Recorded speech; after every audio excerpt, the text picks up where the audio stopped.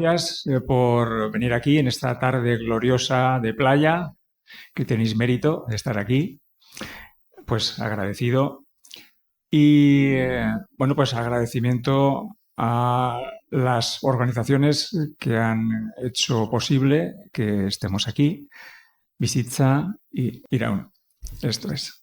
Después del agradecimiento, no solamente a estas organizaciones que me han permitido estar aquí, sino también a mi último formador, Salomón Sellam, es un médico francés con el que estuve formándome los últimos 4 años de formación y que permitió redondear el cuadro, tomando de base todo lo que yo ya había integrado en mis diversas formaciones, tanto en el ámbito académico como en otro tipo de formaciones en el ámbito privado, y tanto a nivel físico, de terapia manual, como de visión energética, visión anímico-emocional, sistémica familiar, bueno, todo un sinfín de cuestiones por las que he ido transitando. Y bueno, pues Salomón dio un poco como la puntilla que él logró integrar toda esa información.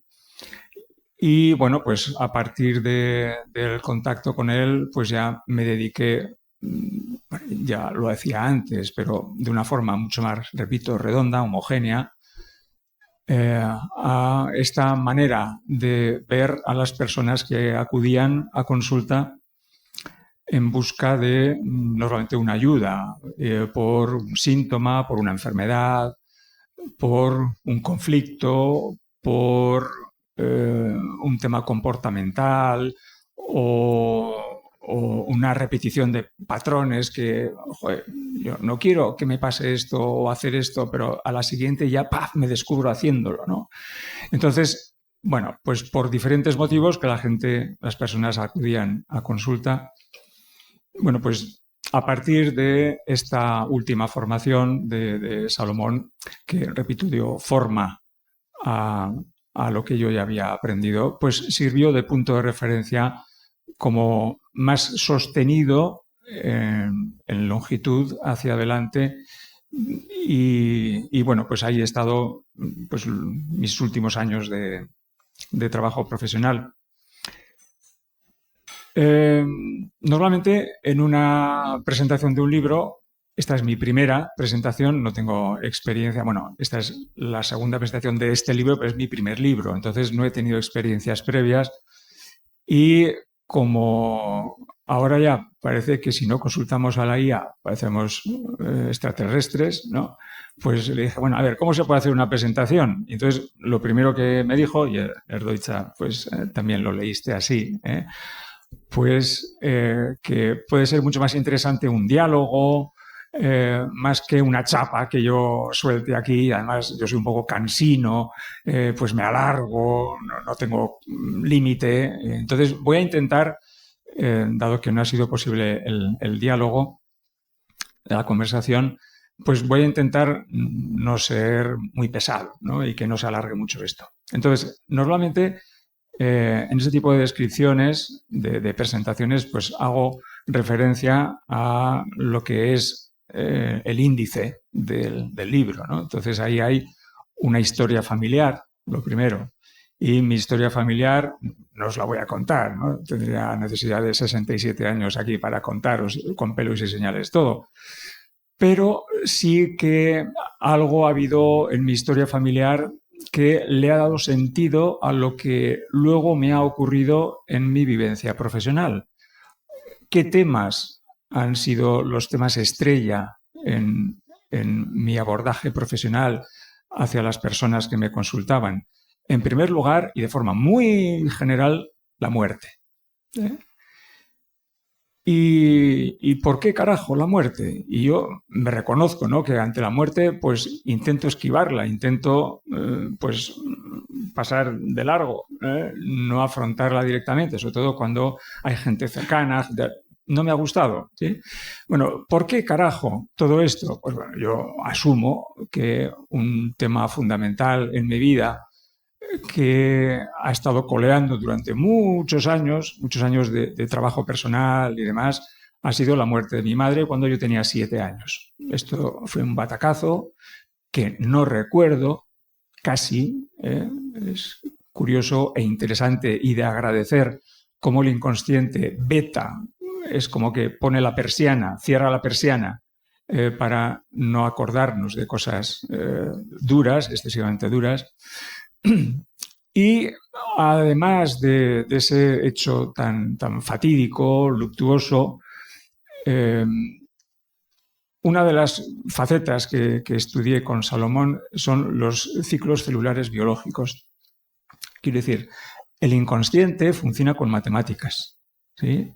Y muy fácilmente se pueden hacer como relaciones entre hechos dependiendo de cuándo han sucedido, en años o en meses. Y una de las cosas que normalmente, de las maneras de poder relacionar hechos, es yo, por ejemplo, fallece mi madre cuando tengo 7 años. Bueno, ¿qué ocurrió cuando yo tenía 3 años y medio? Pues una hepatitis A, de las habituales de... ¿Y qué ocurrió en mi inicio? Pues más o menos, ahora mismo de memoria no sé exactamente, lo tendría que remirar. Pero alrededor de mi gestación, la hermana mayor de mi madre murió en parto. Ahora imaginaos el revolcón de mi madre. ¿Sí? Quiero decir que el tema muerte me ha rondado, sobre todo a través de la figura de mi madre, realmente con frenesí, con pujanza, ¿no? Y otro tema, que bueno, pues también lo apunto en el libro, también está relacionado con una muerte. Mi madre era una hija dentro de una familia de 10 hermanos. 10 hermanos que en ningún momento estuvieron los 10, porque 3 fallecieron de muy niños.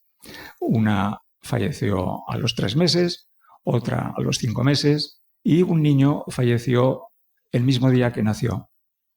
Entonces, carambolas de la vida. Casualidad. ¿A que no sabéis mi madre a quién eligió como marido? Evidentemente a mi padre, que era un buen mozo, seguro, sería, no sé, estaría ataviado de cosas muy atractivas para mi madre, pero fundamentalmente nació el mismo día que nació y murió su hermano. Qué casualidad. 365 días tiene el año, pero...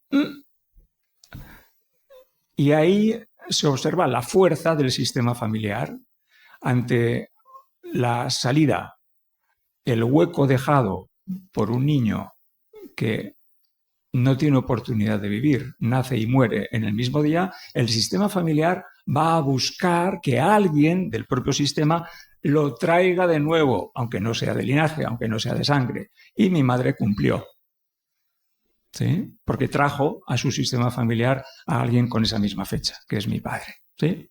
Hay otro tipo de cosas en la historia familiar, pero esto ya no entra ya en toda esta cuestión en la presentación de este libro.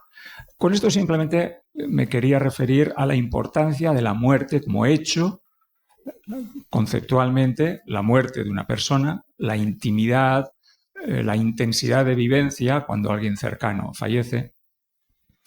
Y de todo ese tema general, y sobre todo, pues os diría, en los últimos 10, 15 años, ha sobresalido sobremanera una figura muy especial del tema general muerte.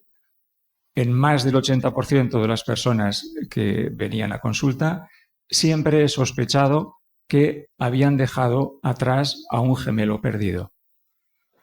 ¿Sí? ¿Qué es el gemelo perdido? Bueno, pues es un intento de que algún otro niño, alguna otra criatura, simplemente pues venga a la vida. en el momento en el que hay otra fecundación. ¿Qué ocurre? Que en muchísimas ocasiones, bueno, yo siempre digo que la naturaleza es pródiga en dar oportunidades de vivir, ¿sí? Y eso, claro, hilo una cosa con otra. Pues yo vi un vídeo en estos documentales súper fabulosos de naturaleza, en la selva selvática de no sé dónde. Una, no sé si era cocodrila, caimana, no sé qué carajo era, pero era un bicho de esos largos de río, ¿no? Que salía a la orilla y tipitán, lenta, se adentraba un poquito, empezaba a escarbar, era arena, escarbaba fácil. ¿Sabéis cuántos huevos puso la condenada? Decenas no, yo creo que centenares de huevos, era algo prodigioso. Y yo pensaba, ostras, va a inundar el río de cocodrilitos, esto no es posible. Pero la naturaleza ya sabe que muchos de ellos no van a ser viables, muchos de ellos sí que van a abrirse, van a salir y depredadores se los van a tapiñar y que los que van a volver, los que van a ser capaces de volver al río, van a ser los necesarios para que esa especie esté en equilibrio con las demás. ¿Sí? Con lo cual, primero, la naturaleza es pródiga en dar oportunidades de vida. Y segundo, no es necesario que todas esas oportunidades lleguen al éxito.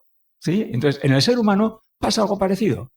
Entonces, yo creo que la naturaleza y el inconsciente de la persona, de la madre, que ha albergado esa fusión entre los dos gametos, entre las dos celulitas especializadas, dice, al menos vamos a dar una oportunidad, aunque no sea viable, aunque no sea perfecta. ¿Sí? Y en muchas ocasiones, repito, más del 80% de las personas que yo he recibido en consulta he sospechado que tuvieron un gemelo que no fue viable y desapareció.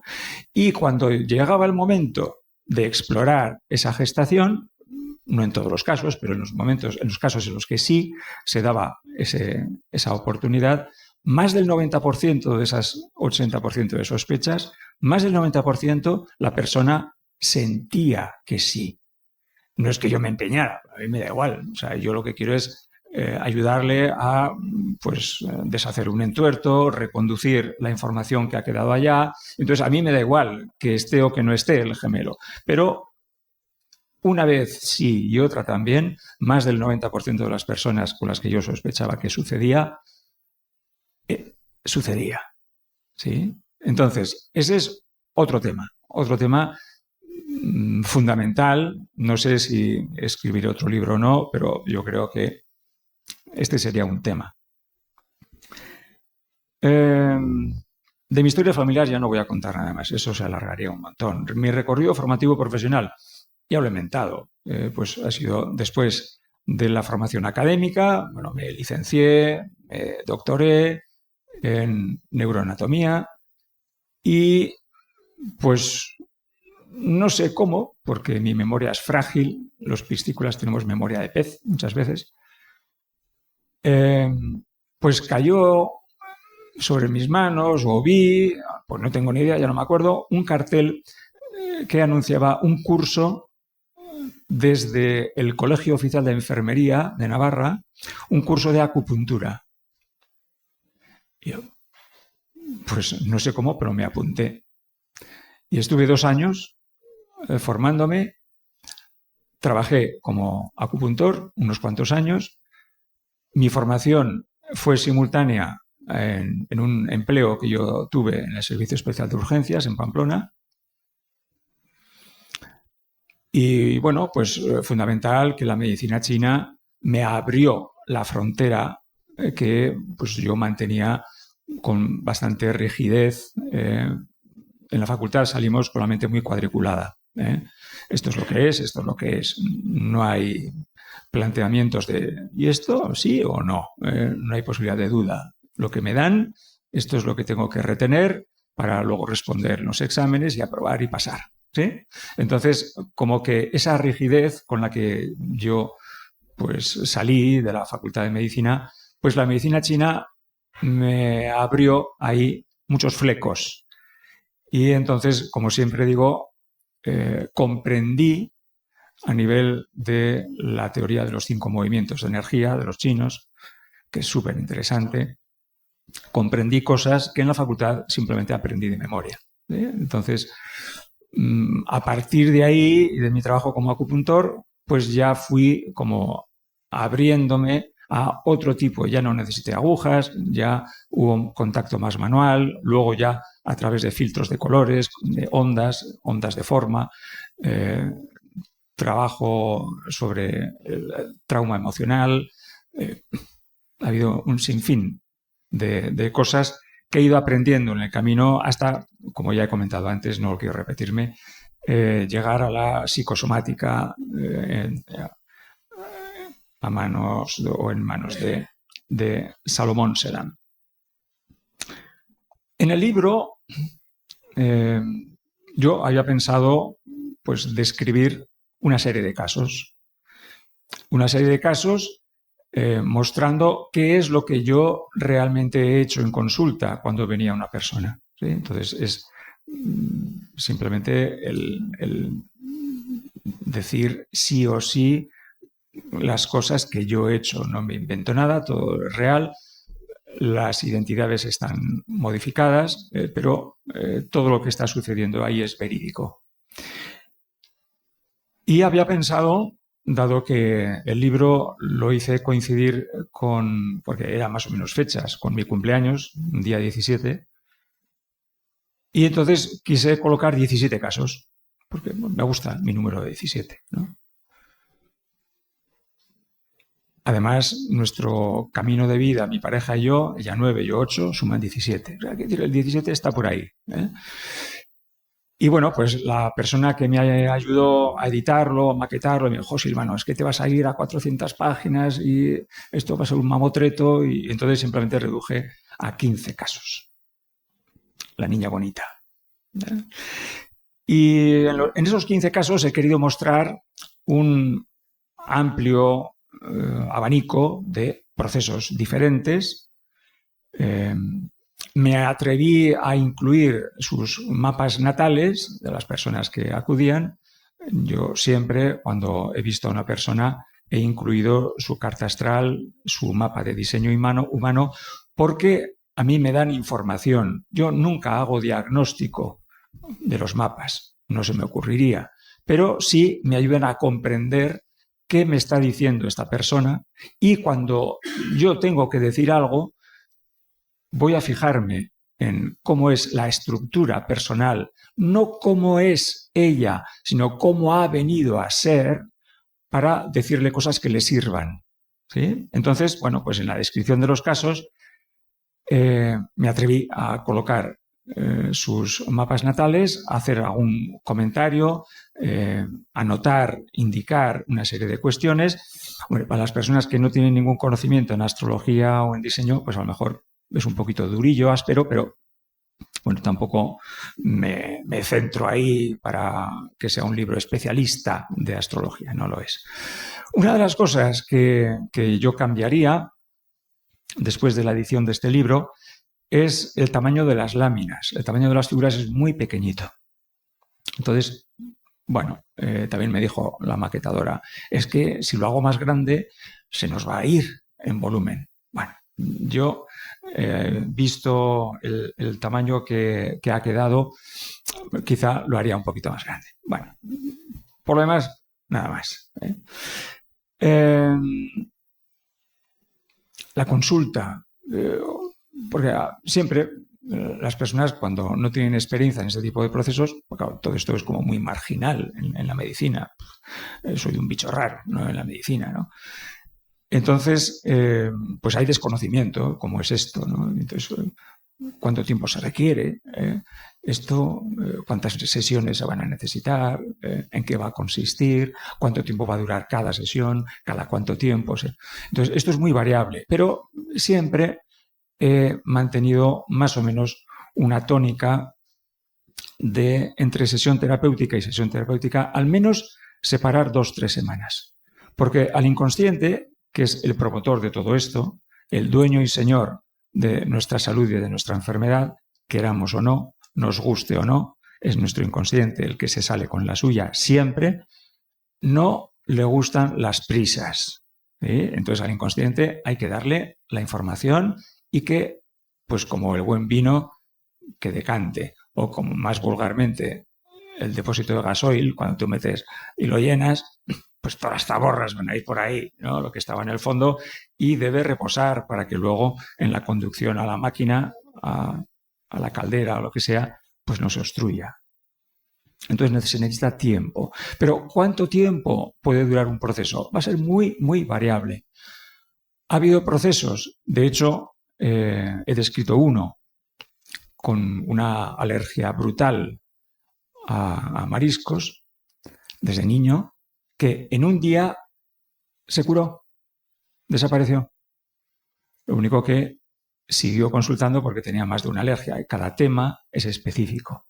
¿Sí? No es lo mismo tener una alergia a mariscos que tener una alergia al polen, que tener una alergia a lo que sea, ¿no? Entonces, si tenemos la suerte de dar en el clavo qué es lo que ha ocurrido en esta persona frente a esa sustancia o lo que sea, en un día desaparece. ¿Sí? Ahora bien, un proceso que ha tardado años en organizarse, normalmente los procesos que llamo gota a gota, por ejemplo, temas osteoarticulares, las artrosis, bueno, y cualquier enfermedad crónica de larga evolución, el asunto pues va a requerir más trabajo. Pero al final y a la larga, normalmente yo suelo comentar cuando la persona me sigue insistiendo, bueno, ¿y cuánto tiempo? Pues los procesos que he ido trabajando no suelen ser largos. Normalmente se suele parar en 5 o 6 sesiones, lo que no sé si se paran porque ya se cansan de mí o porque ya no necesitan o porque qué, ¿no? Pero normalmente suelen ser 5 o 6 sesiones y ya. No quiere decir que con esas 5 sesiones ya el tema esté resuelto, pero de alguna manera se le ayuda a que la persona vaya tomando las riendas de su vida en su mano. La dinámica en las consultas. Como ya expreso aquí en el libro, en cada una de las descripciones de los 15 casos, normalmente siempre todo ejercicio terapéutico que he hecho siempre se basa en una primera relajación. Siempre hay que actuar con el cuerpo relajado, ¿ya? Y la mente centrada. De primeras, pues hay muchas personas, ¿no? Que, bueno, ya sabéis cómo anda la mente en estos momentos en nuestras vidas, ¿no? Es un poco como un jilguero que va por aquí y por allá y requiriendo nuestra atención y demás. Y pues es que yo soy muy difícil de relajar, y es que mi mente siempre está pensando. Y digo, no te preocupes, tengo muchos años de experiencia, déjate. Y al final prácticamente no ha habido ningún problema en ningún caso. Entonces, primero, una relajación.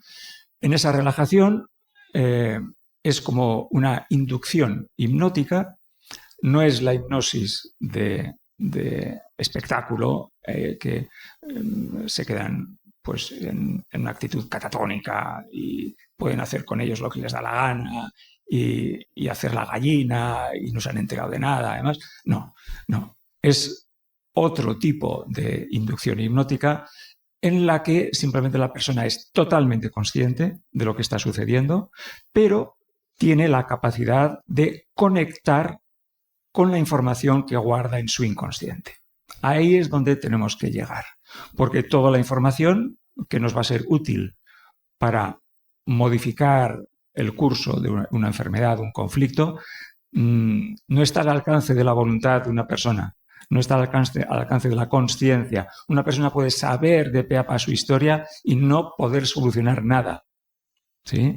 Tenemos que ir allí abajo, donde realmente está depositada esa información. Y entonces mi trabajo, lo que está descrito en este libro, es cómo poder conversar con el inconsciente de la persona. ¿Ya? Normalmente la finalidad de todo esto es que la propia persona identifique la información que guarda y va a venir a través de sensaciones corporales va a venir a través de una vivencia que en un momento dado puede aparecer una emoción así a bote pronto, o puede venir simplemente a través de un recuerdo vívido que aparece en la pantalla de su mente, o una imagen, un pensamiento, una palabra repetitiva. El inconsciente puede aprovechar cualquier parte de la persona que está ahí tumbadita, relajada, con los ojos cerrados, en actitud expectante, en actitud meramente observadora. El inconsciente va a aprovechar cualquier parte de esa persona para dar información, para darle una pista sobre el tema que normalmente hemos elegido para explorar. Ahora me acuerdo que de vez en cuando, de tarde en tarde, pero sucede también que yo me decido explorar un tema en una sesión con una persona y el bueno del inconsciente dice y orienta hacia otro tema totalmente diferente. Silvano, ¿qué vas a hacer? Pues humildad, agacha las orejas y continúa tirando del hilo de lo que el inconsciente ha mostrado. ¿Sí? El inconsciente es como en las tiendas, ¿no? Dice, ¿el cliente siempre tiene la razón? Bueno, pues el inconsciente siempre tiene la razón. ¿Sí? Por más que el terapeuta lleva un montón de años y se crea que tiene toda la sabiduría del mundo, va a ser que no. Somos o debemos ser servidores del inconsciente de la persona. ¿Sí? Evidentemente, no siempre se ha podido conseguir el resultado que la persona esperaba, y sobre todo en la celeridad, porque yo no tengo ni idea cómo va a evolucionar el tema. A mí lo que se me plantea es cómo hacer el mejor trabajo, cómo ligar las sesiones que fueren, orientando de una forma adecuada el caso, y luego a ver qué pasa, porque yo, repito, nunca voy a saber anticipadamente qué va a suceder, si este trabajo va a ser exitoso o no. ¿Qué más quisiera? Aquí ponía, porque me he traído un guión, pues si no me pierdo. Aquí ponía algo que ya he mencionado, el tema estrella, el gemelo perdido, ¿no? Ya está, mencionado. ¿Qué he querido mostrar en este libro? Y con esto ya voy a acabar. Pues he querido mostrar el poder del inconsciente. Es un poder incalculable. No nos hacemos idea. Y lo mismo tiene poder para enfermarnos que para sanarnos. ¿Sí? Y yo siempre digo, al inconsciente le sabe fatal que estemos enfermos. Porque el primero que sufre es él, porque hay un desequilibrio patente. ¿Sí? Y como en la facultad nos indican, el programa con el que está diseñado nuestro cuerpo es homeostasis, es conducir a un equilibrio. ¿Sí? Entonces, ¿qué hace el inconsciente provocando enfermedades? Bueno, pues hay una dinámica muy clara.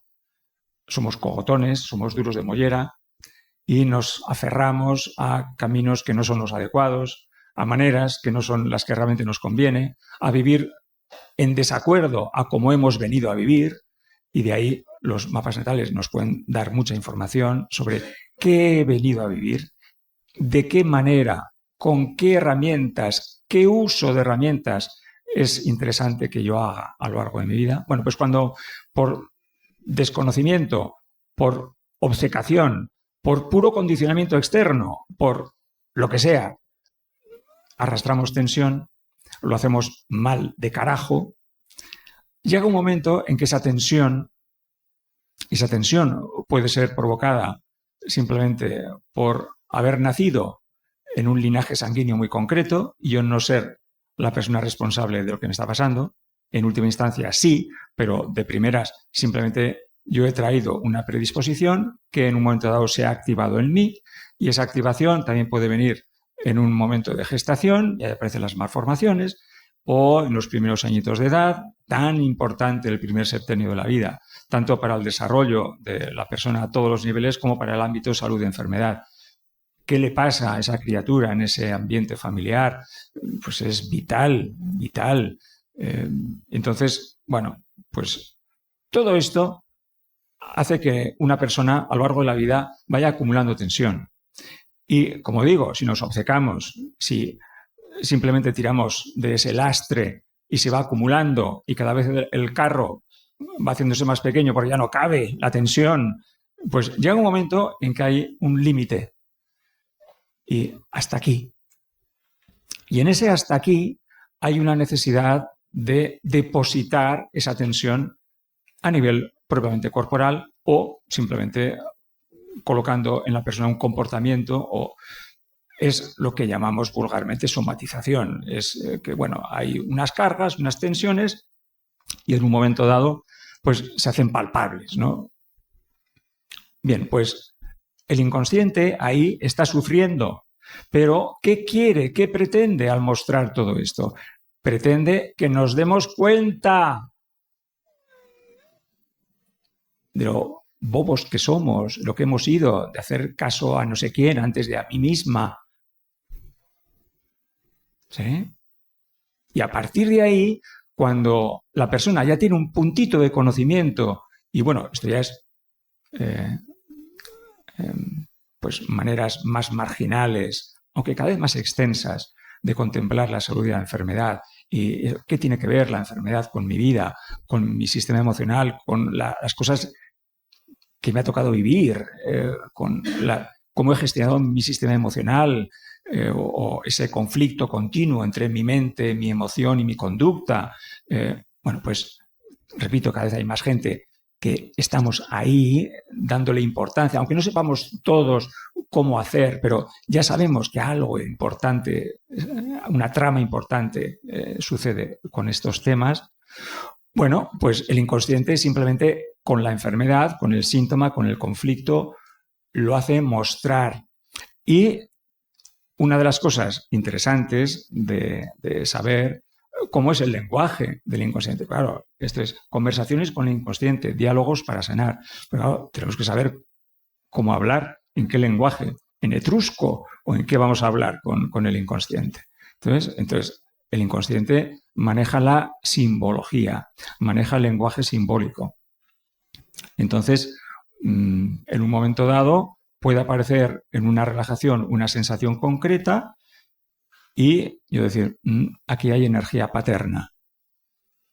Pero si es mi mano o es mi cabeza la que estoy notando. O un peso, porque hay momentos, ¿no?, en los que la persona está cómoda, tumbada, relajada en un diván y en un momento dado dice, oh, Silvano, no sé, pero parece que me has puesto una piedra ahí, parece que estoy apoyando mi cabeza en una piedra o algo que me quema. Yo ya sé que se trata de energía ancestral. ¿Sí? ¿Por qué? Porque está ahí atrás, en la base del cerebro. ¿Sí? Entonces, de alguna forma, siempre ese tipo de imagen y de sensación localizada ahí, el inconsciente lo va a mostrar. ¡Hey! Todo esto tiene que ver con una información ancestral. Bueno, pues tiro del hilo. O energía paterna, las manos, o energía materna, o el proceso de asimilación, de aceptación, de falta de aceptación. Entonces, evidentemente, será el estómago. A la primera vista, que la persona notará pues, una angustia, o una presión, lo que sea. Entonces, dependiendo de qué suceda, un frío, un escalofrío, pues es la muerte, la compañera de la muerte. La muerte está ahí formando parte de tu proceso. ¿Sí? Entonces, vamos a ver quién murió. A lo mejor no murió nadie cerca de ti, pero a lo mejor en tu memoria ancestral sí. Entonces tendremos que ver el árbol genealógico y ver con quién estabas ligada. ¿Sí? Y a lo mejor pues simplemente fue un fusilado de guerra o un niño que se ahogó en el río. ¿Sí? Y entonces simplemente estás llevando el dolor de esa muerte, que no fue fácil de gestionar. O sea, una amplitud de casos tremenda variabilidad de temas y que, bueno, pues al final me quedé con 15. Claro, he elegido los 15, que han salido chipén, ¿no? Que no hay ningún atisbo de que haya habido ningún error, ni nada que se haya complicado, ha sido ta. Claro, no voy a elegir casos malos, no he elegido casos bonitos. ¿Qué más habla el inconsciente? Ya he comentado, es irracional también el inconsciente.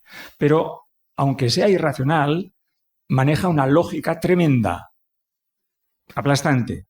en lo que muestra. No hay contradicciones en el inconsciente.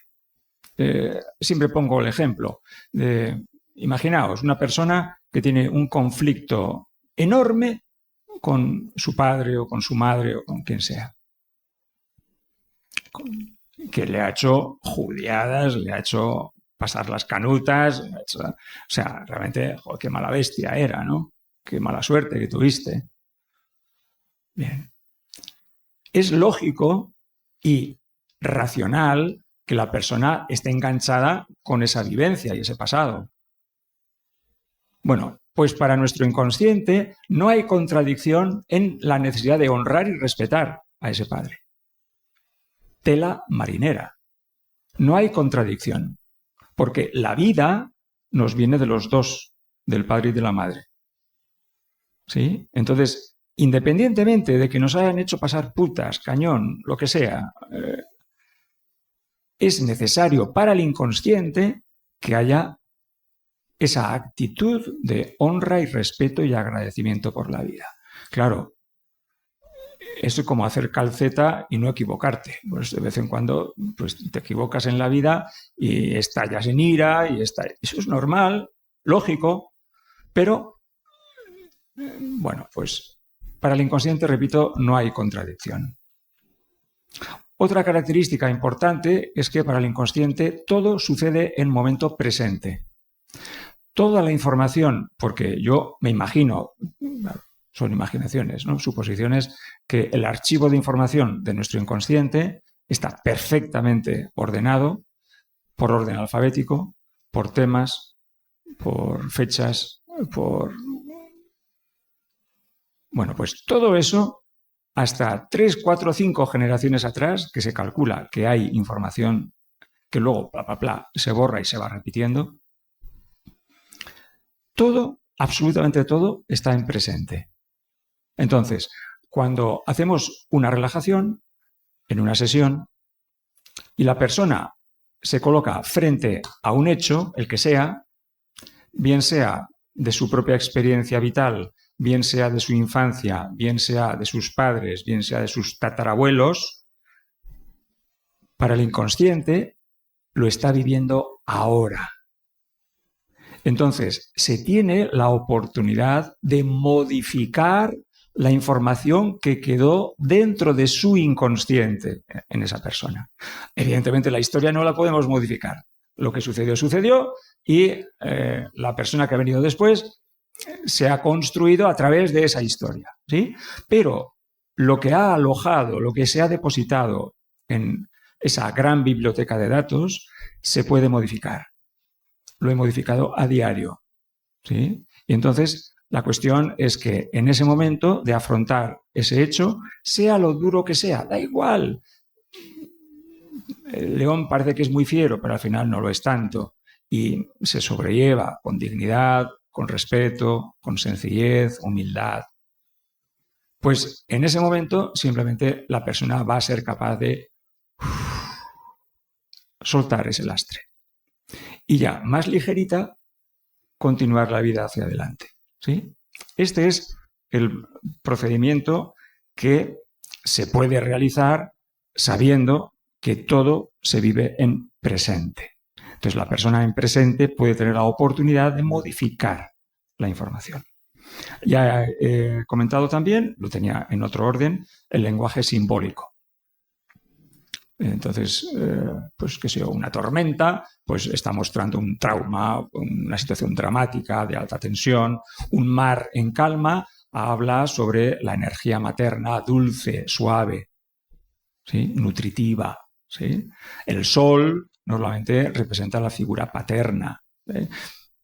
Grandes rocas, grandes arrecifes, representa la energía ancestral también. O sea, hay un montón de figuraciones en orden simbólico que es interesante. Yo, claro, para atreverme a hacer ese trabajo, pues me fui curtiendo en cómo el inconsciente habla.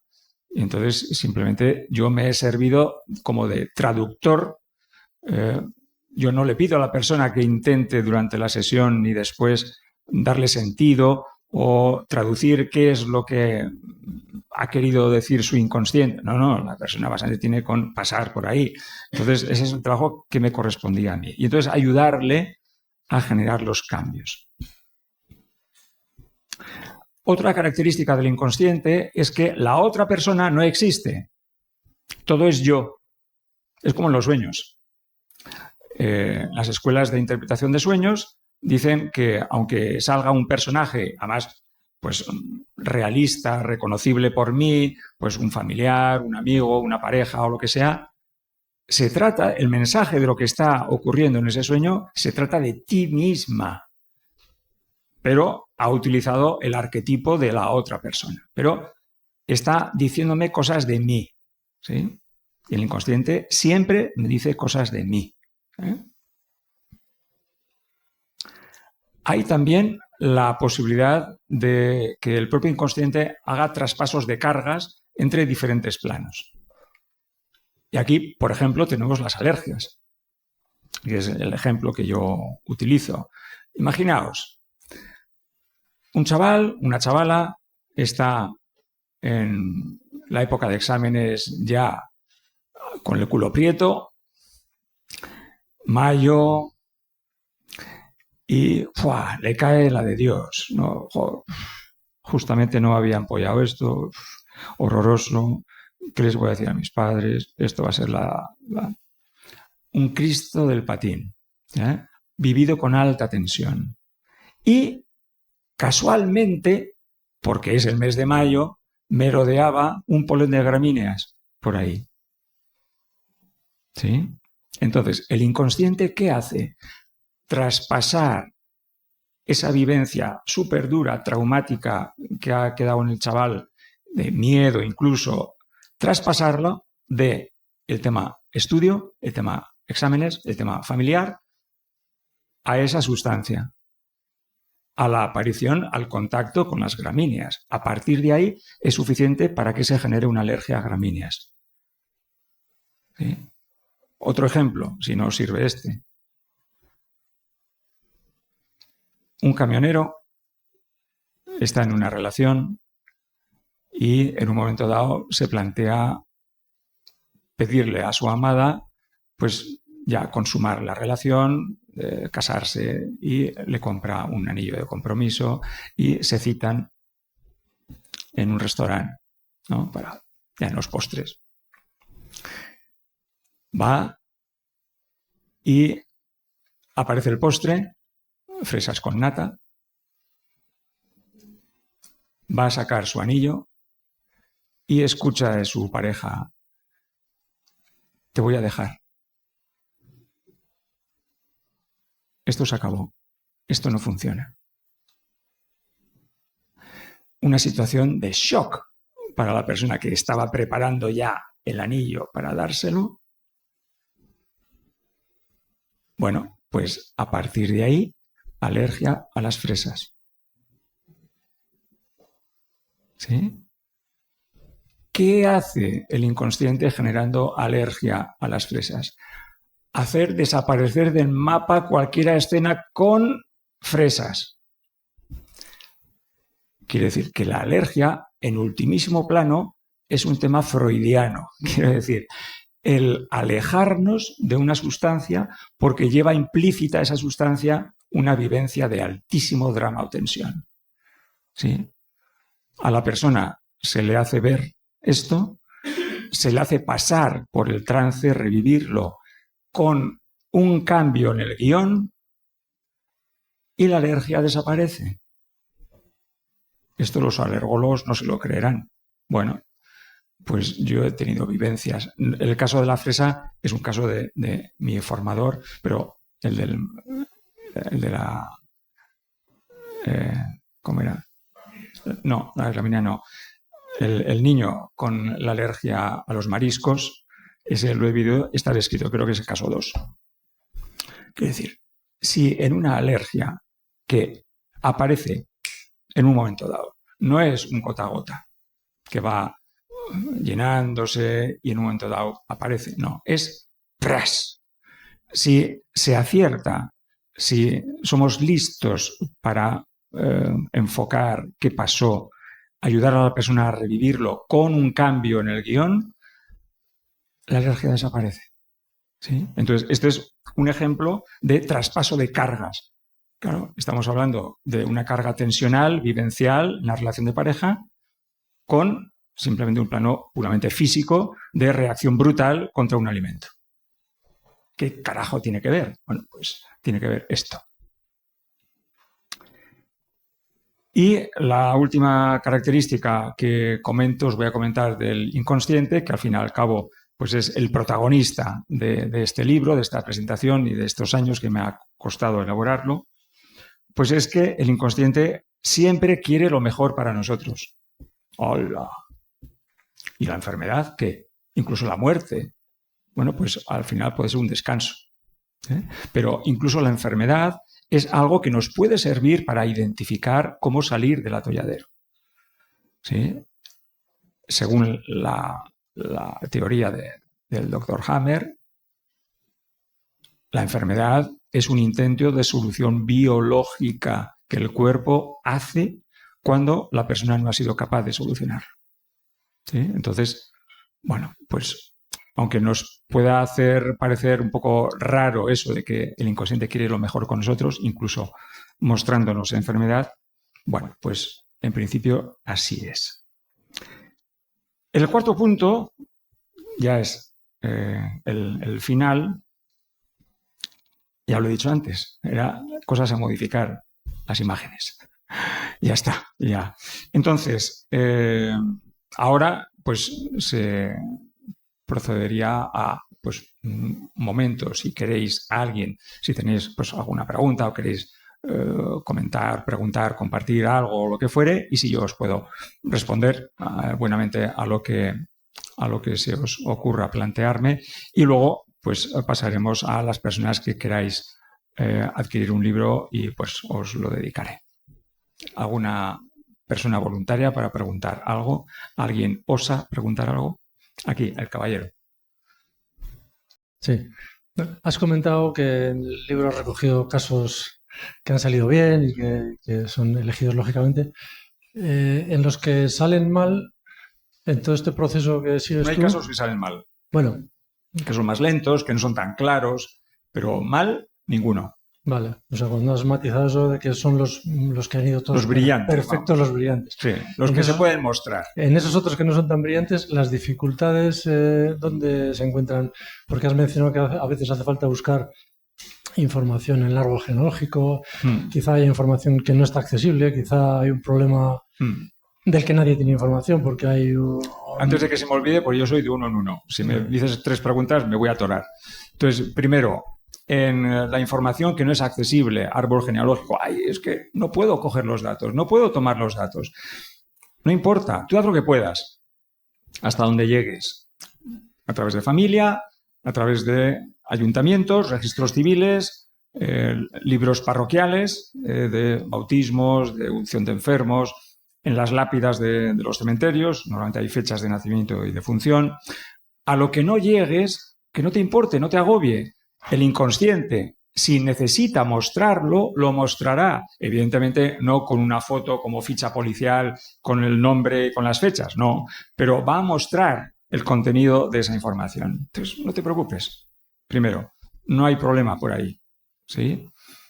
Más cosas que puedan generar dificultad. No, eso, puede haber información que no sea accesible, pues eso, porque hay un hijo bastardo en algún sitio que da igual, o esto va a salir.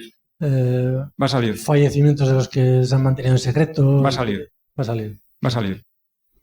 No va a salir su nombre. ¿Sí? Será un proceso ni un documento gráfico, pero va a salir. Va a salir información de muerte, sensación de muerte, y sobre todo, por ejemplo, en mujeres se le va a hinchar el vientre o va a notar ahí en la zona del útero. O sea, va a salir sí o sí la información, de la forma que sea. ¿Sí? Entonces ahí no hay que temer. Entonces, la mayor dificultad, en todo caso, para que no todos los casos hayan sido de exposición, normalmente, claro, yo asumo que las dos partes tenemos responsabilidad. Quizá yo no he estado lo más fino que debiera haber estado y normalmente por la otra parte normalmente aparecen resistencias.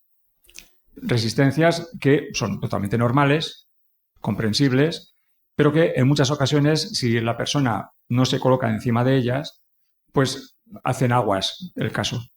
¿Sí? Y entonces, pues hacen que la persona desista, entonces normalmente suelen ser o falta de pericia mía, que yo me he sentido contento prácticamente en el 100% de los casos, y normalmente resistencias que surgen a modo de mecanismo de protección.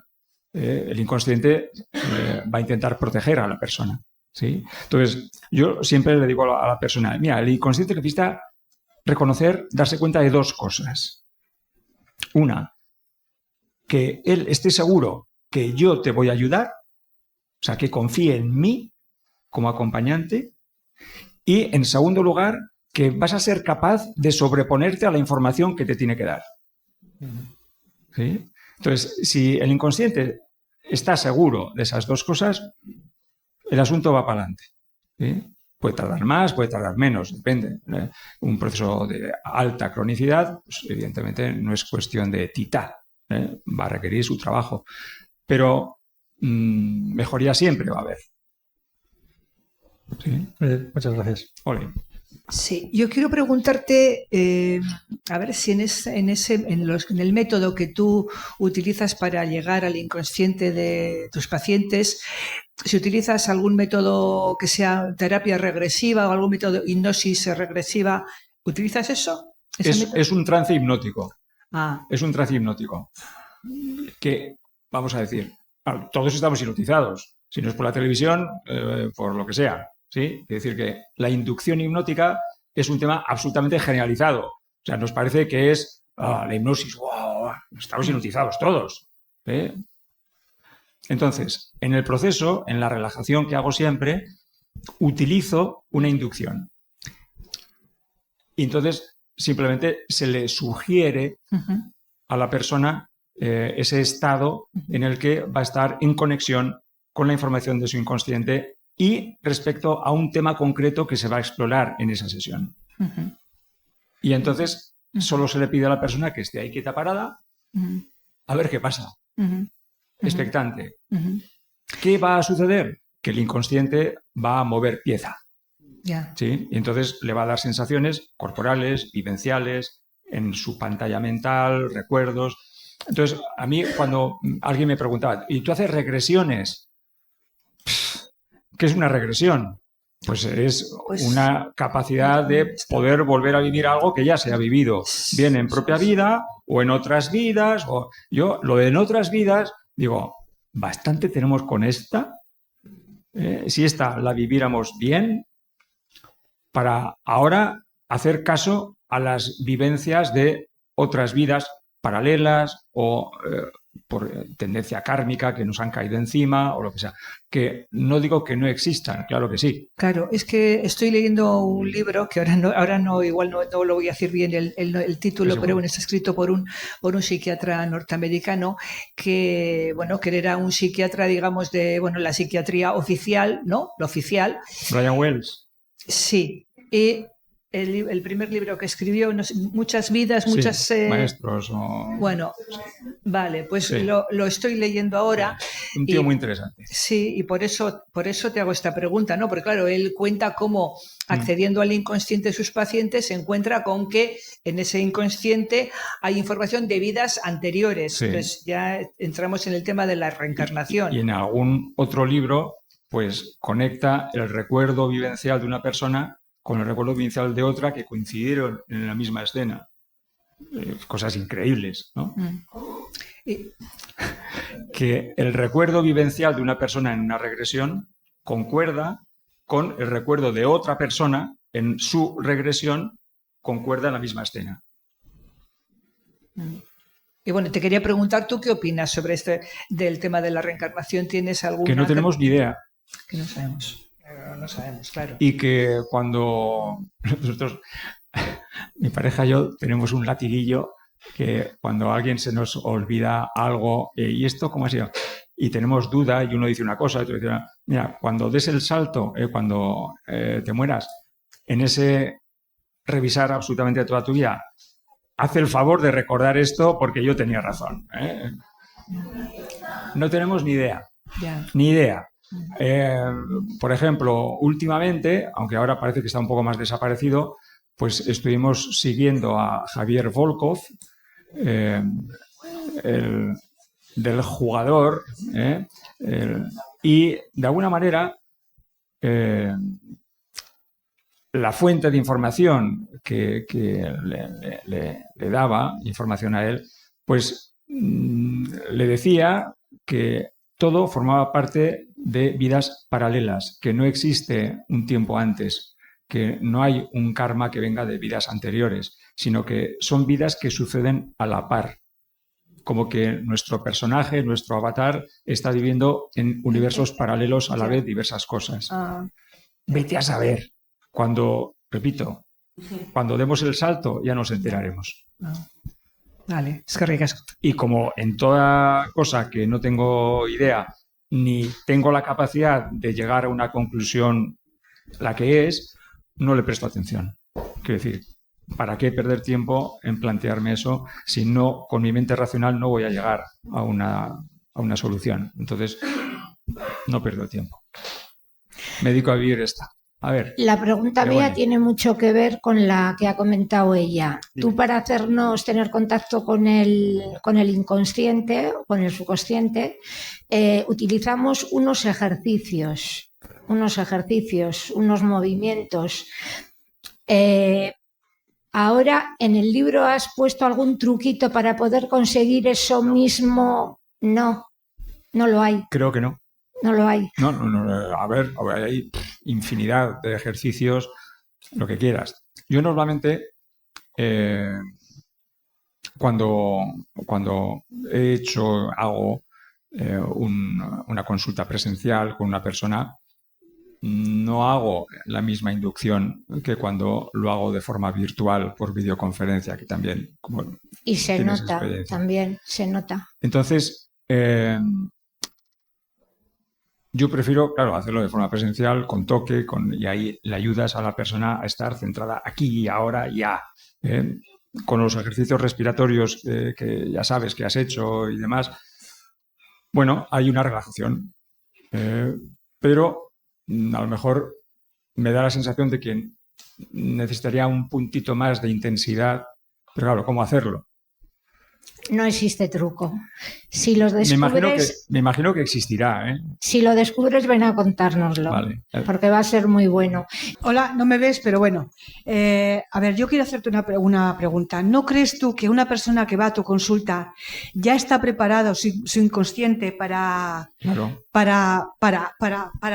entrar y curarse? En principio, yo creo que sí. Es decir, que a la consulta de cualquier terapeuta o cualquier médico acude la persona adecuada para lo que va a ocurrir ahí, aunque no sepamos qué va a ocurrir. Claro. ¿Sí? Aunque una persona salga escaldada, pero le habrá venido muy bien pasar por ahí. ¿Sí? Sí, claro. Entonces, no quiere decir que toda persona, como tú planteabas en la pregunta, que acude a la consulta, pues ya tiene como una vía de facilitación para poder entrar en el proceso y poder sanarse y tal. Es posible que sí y es posible que no, pero servirle seguro que le va a servir en el camino, aunque, repito, haya salido escaldada. Hay muy pocas personas que han salido escaldadas. Yo recordaré 2 o 3 a lo largo de tantos años de trabajo que han salido escaldadas y además con mala uva y tal. Pero yo simplemente sabía que yo había hecho lo correcto y era simplemente en la primera visita, que es pues la toma de información, historia clínica y mostrarle pues más o menos mi parecer por dónde van los tiros. Entonces, ha habido muy poquitos casos, ¿no? Pero incluso en esos casos yo considero que seguro que les ha servido, porque yo no sé qué va a pasar dentro de 1 año, 2 años, 10, 20. A lo mejor le toca pasar por otro trance y se acuerda de mí. Más que de mí, de lo que pasó ahí, de esa historia o de esos temas que realmente le parecieron escandalosos, ¿no? Entonces, sí que hay atracción. Con el tema del gemelo perdido, ¿por qué el 80% de las personas que han aparecido en consulta pues me dan ese punto de sospecha de gemelo perdido? Claro, eso rompe la estadística. Un embarazo gemelar pues ronda un 3, un 5% de las gestaciones. Ahora un poquito más por las fertilizaciones in vitro y todo ese tipo de cosas, ¿no? Pero un 80%, eso rompe la estadística. ¿Qué quiere decir? Que seguramente he atraído, porque yo soy un gemelo superviviente, ¿sí? Entonces seguramente he atraído de forma inconsciente a esa persona. Eso es lo que yo barrunto, que a lo mejor vete a saber, ¿eh? Muchas gracias por vuestra asistencia y, pues bueno, a ver si no es la única. Vete a saber.